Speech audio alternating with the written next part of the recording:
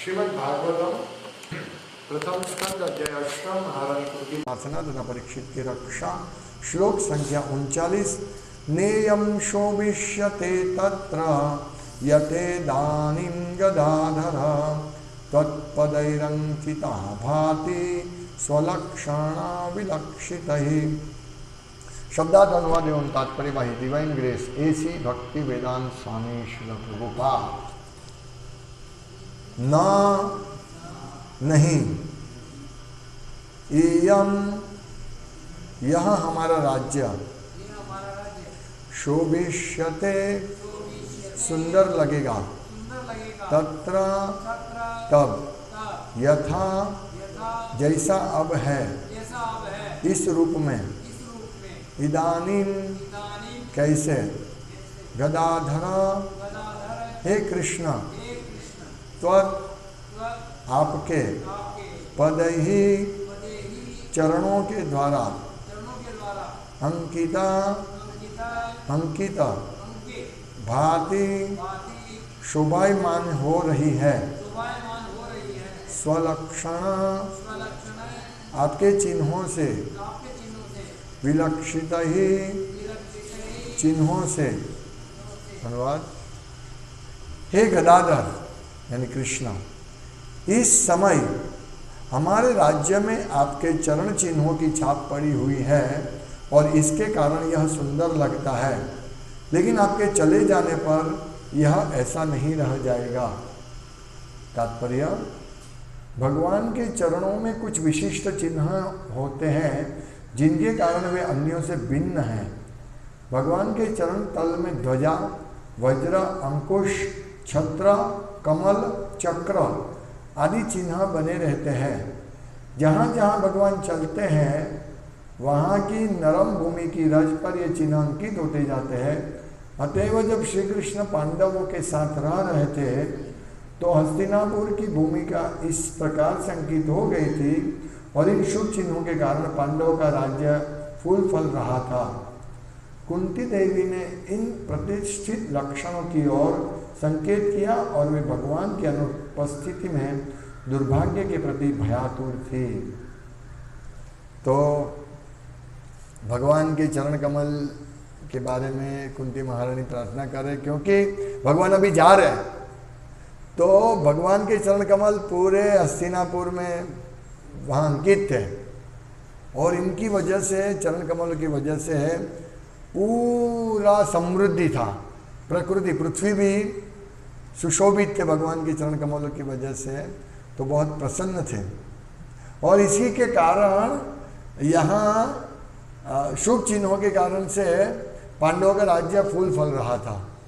तो भगवान के चरण कमल इतने मधुर, इतने शुभ है, शुभ है कि जहाँ भी वे जाते हैं तो भक्तों के लिए एक बहुत बड़ी शुभता का मतलब मंगलमय, कल्याणता का प्रतीत होता है। इसीलिए भक्त लोग हमेशा भगवान के चरण कमल पे आकृष्ट रहते हैं।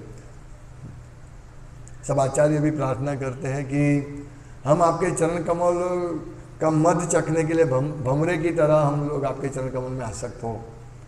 जब उद्धव जी वृंदावन जाते हैं, भगवान कृष्ण ने भेजा था उनको, उनका संदेश लेकर जा रहे थे।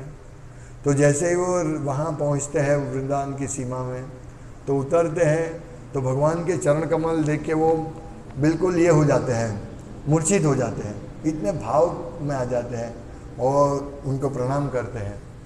और मैंने कहीं सुना है कि भगवान के जो चरण कमल है उनके चिन्ह अभी भी क्यों था, क्योंकि कोई भी भगवान के चरण कमल के ऊपर चलते नहीं थे, संभालते थे। इसीलिए वो वहाँ चरण चिन्ह इतने सालों के बाद भी रहे थे। क्योंकि उद्धव जी गए तो भगवान तो बहुत समय के बाद, मतलब पहले उधर से चले गए थे ना वृंदावन से, फिर भी तो सब पूजा करते, मतलब बहुत आदर देते हैं चरण कमल का। तो इसीलिए वो रहते थे और कोई इसको मिटाते नहीं थे। और भगवान का सब कुछ, ये भगवान हमेशा मंगल, सबके लिए मंगल। ओम मंगलम विष्णु ओम क्या है वो श्लोक? हाँ, ओम मंगलम हाँ, सब मंगल है भगवान का, सब कुछ मंगल है। भगवान पूर्ण रूप से मंगल मूर्ति है, पूरा मंगल यानी पूरा कल्याण करते हैं। हम हमारा मतलब जो इस भौतिक जगत में हम देखते हैं कोई कल्याणकारी कुछ नहीं है, सब अशुभ दिखता है, अशुभ है, हम सब अशुभ है। लेकिन भगवान बहुत मंगल है, भगवान मंगल करता है, सबको मंगलता प्रदान करते हैं। भगवान के चरण कमल की बात करें या मुख कमल की बात करें, सब जगह से मंगल ही मंगल होता है। तो आज मैं भगवत गीता पढ़ रहा था, इंग्लिश है, वहाँ हिंदी भगवत गीता है, वो ऊपर रैक पर है। तो बहुत सुंदर श्लोक पढ़ रहा था मैं, है हिंदी, हाँ चलेगा। तो भगवान का सब कुछ इतना मंगल है और भगवान की इंस्ट्रक्शन भी इतनी मंगल है कि हम वास्तव में उनके हिसाब से चले तो हमारा सब कुछ मंगल हो जाएगा। अभी मैं पढ़ रहा था ये सब श्रद्धा के विभाग लास्ट चैप्टर 17वां चैप्टर कि उसमें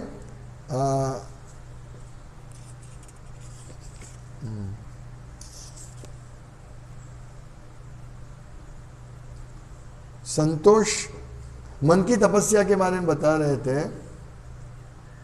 हाँ, जो भगवान का उपदेश है वो भी कितना मंगलकारी है कि हमें वास्तव में ये उपदेश से हमारा पूरा जीवन कल्याण होगा, मंगल होगा, क्योंकि भगवान का सब कुछ मंगल है। भगवान भगवत गीता के 17वें अध्याय में 14वें श्लोक में कहते हैं कि परमेश्वर, ब्राह्मणों, गुरु, माता पिता जैसे गुरुजनों की पूजा करना ये शारीरिक तप है, तथा पवित्रता, सरलता, ब्रह्मचर्य और अहिंसा की ही शारीरिक तपस्या है। तो ये तपस्या बहुत कल्याणकारी है, इसलिए भगवान उपदेश कर रहे हैं। और ये तपस्या सत्वगुण की तपस्या, जो परमेश्वर, ब्राह्मणों को हमें आदर देना, गुरु को आदर देना, ये साधारण बात नहीं है। गुरु, माता पिता को भी आदर देना, ये तपस्या है। आज सब भूल गए ना, ये सब चीज़ें सब भूल गए हैं। स्वयं कृष्ण भी अपने माँ बाप को आदर देते थे। गुरुजनों की तो बात छोड़िए, कृष्ण परमेश्वर की तो बात छोड़िए, माँ बाप को भी आदर देना चाहिए। और पवित्रता, अंदर बाह्य दोनों से पवित्रता होती है। अभी किसी की पवित्रता नहीं है, कोई पवित्र रहने का प्रयास नहीं करते हैं, टॉयलेट जाने के बाद स्नान नहीं करते। अभी कोई बता रहे थे कि सब लोगों को ऑफिस जाना होता है तो स्मशान जाने के बाद स्नान भी नहीं करते, सीधा ऑफिस चले जाते हैं। ये स्वच्छता, पवित्रता सब निकल गया, अहिंसा, शारीरिक तप।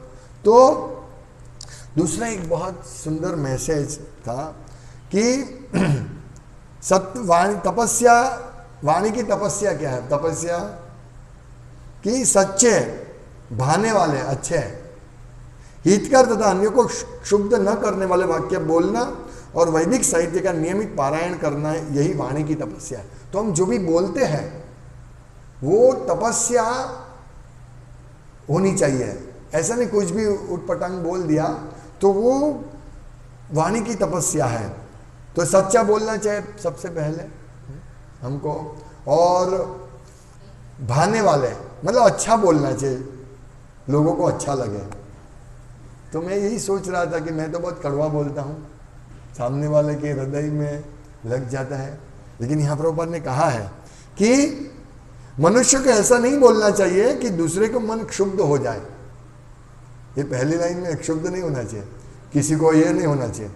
लेकिन दूसरी लाइन में बोलते हैं प्रभुपाद कि निसंदेह जब शिक्षक बोले तो वह अपने विद्यार्थियों को उपदेश देने के लिए सत्य बोल सकता है, लेकिन उसी शिक्षक को चाहिए कि यदि वो उनसे बोले जो उनके विद्यार्थी नहीं है, उनसे ना बोले जो उनके विद्यार्थी नहीं है। जब उनको बोलते दूसरे को नहीं बोलना, ठीक है। लेकिन हमें जो हमारे अंडर में जो हमारे मानते हैं उनके लिए तो कड़वा वचन बोलना, कड़वा शब्द सत्य बोलना पड़ेगा कि आप ये गलत कर रहे हैं। हाँ, डिसाइपल को तो ऐसा ही इसमें ये नहीं होना, क्षुब्ध नहीं होना चाहिए। और प्रलाप, व्यर्थ की बातें नहीं करना चाहिए हम लोगों को, ये हुआ वो हुआ नहीं। हमेशा ये वाणी का तपस्या, वाणी की तपस्या है कि यानी कृष्ण के बारे में हमेशा सोचते रहना। हाँ? और अपना साथ ही साथ ऐसी विवेचना होनी चाहिए जिससे मनुष्य को सर्वोच्च लाभ और मानव समाज का उत्थान हो सके। यानी हम अगर सत्य चीज नहीं बोलेंगे, चाहे वो कड़वा है, तो ऐसी विवेचना करनी चाहिए कि भाई सच क्या है, गलत क्या है, आध्यात्मिक सही आध्यात्मिकता क्या है, सेंटिमेंटलिज्म यानी भावुकता क्या है, हाँ? और डेविएशन क्या है, ये सब भी बोलना चाहिए। ये वाणी का तप है, तभी मानव समाज का और सर्वोच्च लाभ होगा, उत्थान हो सकता है। तो और हमें वाणी का तप और भी है, रीडिंग करना, अध्ययन करना, वो भी वाणी का तप है।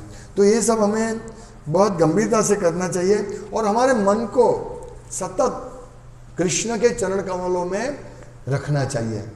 कुंती महारानी यह प्रार्थना कर रहे हैं और वो कृष्ण के चरण कमल का स्मरण कर रहे हैं कि भगवान के चरण कमल इतने आपके सुंदर है, इतने सुंदर है, वो सबको सुंदर। और हमारे इस समय हमारे राज्य में आपके चरण चिन्हों की छाप पड़ी हुई है और इसी के कारण यह सुंदर लगता है। लेकिन अभी उनको वियोग लग रहा है कि अभी तो आप जा रहे हैं, तो बोले लेकिन आपके चले जाने पर यह ऐसा नहीं रह पाएगा। तो प्रभुपाद कहते हैं कि कुंती देवी ने इन प्रतिष्ठित लक्षणों की ओर संकेत किया और वे भगवान की अनुपस्थिति में दुर्भाग्य के प्रति भयातुर थी। उनको भय लग रहा था कि अभी दुर्भाग्य होगा, भगवान जाने के बाद दुर्भाग्य होगा। तो जैसे ही अर्जुन द्वारका से आते हैं और युधिष्ठिर महाराज ने पूछा कि कृष्ण कैसे है, उनको आशंका थी कि कृष्ण अभी नहीं रहे, क्योंकि वो सब कली के लक्षण दिख रहे थे उनको। जैसे ही कृष्ण के चरण कमल इस तरह से अदृश्य हो गए, चले गए, तब से कली तुरंत अटैक किया। कली ने, कली का आक्रमण तभी से हुआ जब भगवान ने धरती को छोड़ा। तो जब अर्जुन ने कहा कि भगवान जो प्रतिष्ठित चरण कमल, जिनकी चरण कमल की वजह से हमारी सब सौभाग्य था, वो चरण कमल अब यहाँ नहीं रहे, वो चले गए, कृष्ण चले गए। युधिष्ठिर महाराज ने तुरंत ही ये बोला कि कृष्ण चले गए, अभी हमको यहाँ रहने का क्या फायदा है, क्या आवश्यकता है। यहाँ तो कुंती महारानी भगवान द्वारका जा रहे, फिर भी कुंती महारानी इतना शोकातुर थी कि अभी भगवान चले जाएंगे। ये है भक्तों को हमेशा ये विरह होना चाहिए कि मेरे से भगवान चले जाएंगे, मेरे दूर चले जाएंगे। इसीलिए भक्त हमेशा सेवा में लगते हैं। जब भगवान वृंदावन से चले गए, लेकिन भगवान वास्तव में वृंदावन से एक क्षण के लिए भी नहीं जाते हैं, एक कदम भी बाहर नहीं रखते वृंदावन से कृष्ण। तो वृंदावन वासी की क्या हालत थी, वो विरह में भगवान का इतना तीव्रता से भगवान का स्मरण कर रहे थे कि वो भगवान के साथ एक हो गए। देखिए, वो सतत कृष्ण की लीलाओं का वर्णन कर रहे, वो प्रलाप करते थे, वो जैसे वो कृष्ण हैं और कृष्ण की ये कर रहे, लीला का अनुकरण कर रहे हैं। ये सब एक वो कृष्ण बनते हैं, फिर दूसरे असुर बनते, या जो भी है, जो कृष्ण की लीला थी सब का स्मरण करते थे। इसीलिए गोपी सतत 24 घंटे कृष्ण की लीला का स्मरण करते हैं और वो कृष्ण के चरण कमलों की दासी से भी अपने को समान भी नहीं मानते थे। ऐसी गोपियाँ, इसीलिए गोपियों की बहुत घनिष्ठ भक्ति। प्रभुपाद कहते हैं ना कि गोपियाँ हमेशा भगवान के चरण कमलों का स्मरण करते थे और दुखी होते थे कि भगवान अभी कुछ भी पैर में पहने हुए नंगे पैर गोचरण के लिए गए हैं, तो उनके पैर में कंकर लगते होंगे, क्योंकि जंगल में तो कांटे होते हैं। तो ये ध्यानावस्थिता गतो मनसा, वो हमेशा ध्यान में रहते थे। इसी प्रकार हमें भी ये अभ्यास करना चाहिए, हमें भी ये शास्त्रों पढ़ना चाहिए, ये स्वाध्याय तप करना चाहिए और मन में बहुत सारी बातें आती रहती है, लेकिन सब बातों के ऊपर हमें हरे कृष्ण महामंत्र बोल के वापस भगवान के चरण कमल को हमारे मन में अंकित करना चाहिए। हमें भय लगता है, क्यों? क्योंकि भगवान का स्मरण नहीं रहता, इसीलिए भय लगता है। बाकी भय कुछ नहीं है। भौतिक चीज से हम जितना भी हम आसक्त रहेंगे, उतना हमें इस भय हमारा बड़ा रहेगा। भजहु रे मन श्रीनंद नंदा अभय चरणारविंदा, भक्तिविनोद ठाकुर मान ले गया है ना। अभय चरण, तो भगवान के चरण अभय है, अभय प्रदान करते हैं, शीतल प्रदान करते हैं। नित्यानंद प्रभु के लिए प्रार्थना है, नीताई पद कमला कोटि चंद्र सुशीतला। भगवान के चरण कमल इतने शीतल है, कोटि चंद्र सुशीतल, यही चरण कमल। आप सोचिए, जिनको चरण कमल का आस्वादन हुआ है, जो चरण कमल का हमेशा स्मरण करते हैं, तो उनको कितनी शीतलता मिलेगी। और जब ये चरण कमल चले जाते हैं हृदय से, तो कितना दुख होता है। तो हमें यही स्मरण में रखना है कि हम हमेशा भगवान के चरण कमलों का सतत स्मरण करते रहे। जीवन में दुख आएगा, इसलिए ये अभय चरण के हमें शरणागत होना है, उसका सतत चिंतन करना चाहिए। यहाँ हम आते हैं तो हम दुख भय से वर्जित होते हैं, क्योंकि हम भगवान की सेवा में लगते हैं।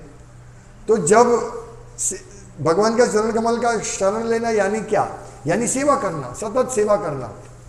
भगवान की हमें इतनी तीव्रता से सेवा करनी चाहिए कि हमें दूसरा कुछ स्मरण ही नहीं हो। सब, क्योंकि भौतिक जगत है, तो भक्तों के जीवन में भी बहुत सारे उत्पाद आते हैं, छोटी छोटी बात में, बड़ी बड़ी बातों में आता ही रहता है। लेकिन उसको हमें हमेशा, तो इसीलिए मैं भगवत गीता आज पढ़ रहा था, मैंने सोचा वो कितना भगवान प्रभुपाद कितना सुंदर वाणी के तपस्या के बारे में कह रहे हैं, और कितना अच्छा हमको अभयता मिलती है।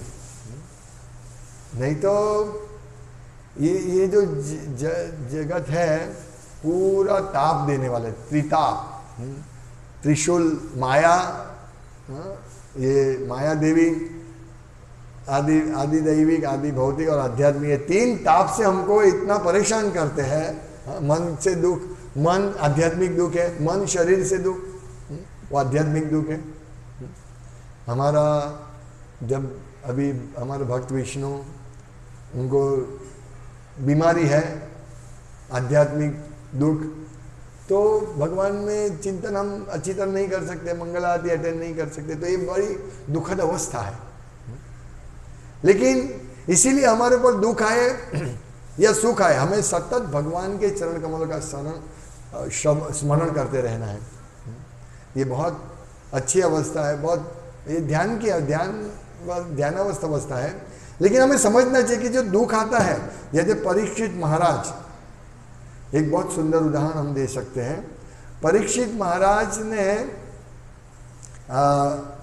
बहुत प्यासे हुए थे, हालांकि वो भगवान की योजना थी, तो वो क्षमिक ऋषि के आश्रम में गए और क्षमिक ऋषि को बोला, वो ध्यान में थे पूरे, बिल्कुल उनको बाह्य अवस्था में थे। उनको बोला कि आप मैं बहुत प्यास लगे, मुझे कुछ पानी दीजिए। वो तो ध्यान में थे, उन्होंने सुना नहीं। तो परीक्षित महाराज को बहुत गुस्सा आ गया। देखिए वो परीक्षित है कि जो माता के गर्भ में उनको ब्रह्मास्त्र का तेज भी उन्होंने सह लिया था, वो इतना गुस्सा कैसे नहीं सहन कर सकते, मतलब इतना गुस्से के ताबेद कैसे हो गए, गुस्सा के अधीन कैसे हो गए। प्रभुपाद कहते हैं कि वो एक्चुअली भगवान की इच्छा थी, इसीलिए भगवान भक्त को कभी कभी ऐसी स्थिति में डालते हैं। इसीलिए हमारे पास कभी भी समस्या आती है ना, तो हमें सोचना चाहिए भगवान हमको कुछ सिखाना चाहते हैं। ऐसे समस्या आती है तो हम बोलते अभी हम भक्ति छोड़ देंगे, अभी हम मंगल आरती नहीं करेंगे। नहीं, ऐसा नहीं होना चाहिए। ऐसी समस्या आती है, जैसे परीक्षित महाराज ने फिर क्या किया, गुस्सा है तो उन्होंने मरा हुआ सांप को क्षमिक ऋषि को पहना दिया। हालांकि ये योजना है, लेकिन वो तो शुद्ध भक्त थे और भगवान उनसे कुछ करवाना चाहते थे। इसी प्रकार जब हमारा भी मन क्रोध में हो, हमारा मन भी विचलित हो और हमें समस्या है, तब हमें सोचना चाहिए कृष्ण की इच्छा है हमें स्ट्रांग बनाने के लिए। ये कृष्ण की चरण कमल की कृपा है कि हमारा मन अभी विचलित है, विक्षुब्ध है, क्षुब्ध है। तुरंत हमें कृष्ण के शरण में जाना चाहिए, क्योंकि ये जगत में ऐसा कुछ नहीं है जो कृष्ण के मर्जी के विरुद्ध होता है। तो फिर हमारे साथ भी जो होता है वो कृष्ण की कृपा से ही होता है, उनसे विरुद्ध कुछ नहीं है, ये समझना चाहिए। और इसी प्रकार धीरे धीरे अभ्यास करते करते करते हम वाणी का तप करते करते हम भगवान श्री कृष्ण को प्रसन्न कर, मतलब सतत स्मरण कर सकेंगे। देखिए अभी हम लोग अच्छी तरह बैठे हैं, सब चर्चा कर रहे, भागवतम का क्लास चल रहा है, इसीलिए हम अच्छी बात कर रहे हैं। लेकिन अगर हमारा मन विक्षुब्ध हो, विचलित हो, तो हम ये सब नहीं कर पाएंगे। लेकिन हमें अभ्यास करना है कि ऐसी स्थिति में, ऐसी अवस्था में भी, कितना भी दुख क्यों ना हो, ऐसी अवस्था में भी हमें कृष्ण को भूलना नहीं है और याद करना है, कृष्ण ये आप बहुत दयालु है और मुझे ट्रेनिंग देने के लिए आप ये सब समस्या लाते हैं। ऐसा कभी नहीं सोचना चाहिए बस मैं अभी भक्ति करूं, मुझे शांति ही चाहिए, शांति मिलेगी नहीं। अगर कोई सोचता है कि मुझे शांति चाहिए और प्रचार भी करना है तो भूल जाना है उसको, शांति नहीं मिलेगी। तो फिर शांति के लिए फिर वन में चले जाओ या भौतिक जगत में चले जाओ जहाँ बिल्कुल शांति नहीं है। ऐसे कोई भक्त बोलता है कि प्रभु ये तो भक्ति में आने से तो हमारे जीवन अशांत हो गया, इससे अच्छा हम भक्ति नहीं करें और घर पे बैठे रहे। अरे घर पे बैठे रहने से तो ऐसी अशांति आएगी कि करोड़ों अब्बा जो जन्मों तक अशांति भुगतना पड़ेगा। और भक्ति में थोड़ी अशांति आती है थोड़े समय के लिए, वो तो क्या, जब तक ये शरीर है तब तक ना, तो फिर ये शरीर से निकलने का प्रयास करो। इसीलिए अशांति वेलकम, भक्त क्या बोलते हैं, शांति वेलकम। परीक्षित महाराज को शाप मिला, सोचिए हमारी क्या हालत होती अगर शमीक ऋषि के पुत्र ने शाप दिया इसी प्रकार, शुंगी ऋषि ने, शुंगी पुत्र ने, तुमने मेरे पिता का अपमान किया है, जाओ तुमको 7 दिन में मृत्यु होगा। तक्षक दंशी, अभी जब ये शमीक ऋषि को हार पहना है ना, फिर वो सांप का, फिर वो चले गए, लेकिन वो मन में उनको अच्छा नहीं लगा, ये मैंने गलत काम किया है। ये है भक्तों की भावना, वो गुस्से में रहते हैं फिर तुरंत उसका गुस्सा शांत हो जाता है, वो सोचते हैं मैंने गलत किया है, ऐसा नहीं करना चाहिए मुझे। वो तो समाधि में थे, है ना। अगर हम ये सोचते हैं हमारा कसूर है या नहीं है, फिर भी अगर हम ये सोचते हैं कि मैंने ये गलत किया है, गुस्सा नहीं करना चाहिए, शांत रहना चाहिए, तो सोचते हैं हमारी प्रगति है भक्ति में, हमारा ऐसा समय आएगा। यहाँ कुंती महारानी यही, देखिए कुंती महारानी को कभी भी भगवान कृष्ण के चरण कमल का विस्मरण नहीं होता है, फिर भी बाह्य रूप से वो प्रार्थना करे में कितनी दुर्भाग्य है। यहाँ आपके चलने वो दुर्भाग्य के प्रति भयातुर थी, हालांकि उनके जीवन में कोई दुर्भाग्य ही नहीं था। इतनी बड़ी बड़ी परिस्थिति में कुंती महारानी स्वस्थ थे, तो उनके लिए क्या दुर्भाग्य था, कुछ दुर्भाग्य नहीं था। तो हमें समझना है भगवान के चरण कमल की कृपा हमें याचना करनी है और हमें डरना भी नहीं। हम क्यों डरे, प्रभुपाद बहुत सारी जगह लोग सोचते हैं कि हमारा क्या होगा, हमारा कुछ नहीं होगा। यदि हम कृष्ण के शरण में हैं तो हमारा 100% उद्धार होगा। जैसे हम देखते हैं हमारे परिवारजन जो भक्त थोड़ी भी भक्ति करते हैं, तो मृत्यु के समय भी उनका बहुत अच्छा रक्षण होता है, वो भगवान का स्मरण कर सकते हैं, भगवान का नाम बोल सकते हैं।